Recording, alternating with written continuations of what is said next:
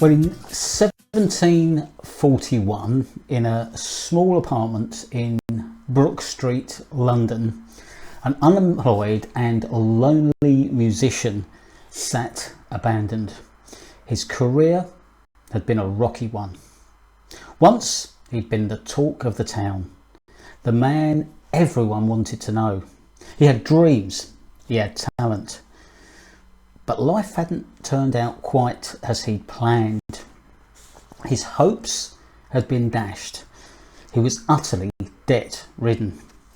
He was alone, a forgotten, a recluse, lacking motivation, lacking purpose, lacking direction. He didn't know whether he could face such an uncertain future, and he even considered suicide as a way out.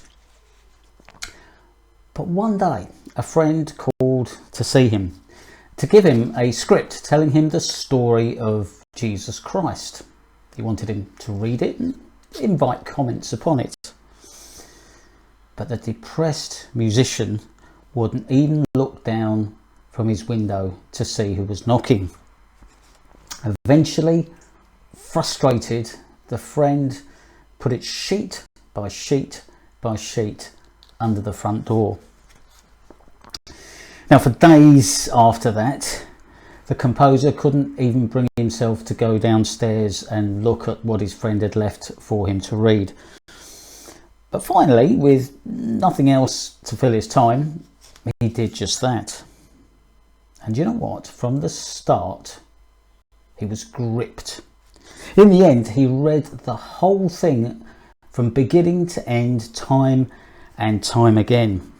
It was the story of Jesus Christ, the prophecies of his coming, and the story of what was still to come. So inspired, he began to compose.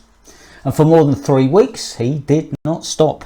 He wrote day and night, captivated by the story of Jesus Christ, the man who changed the world and transformed so many lives.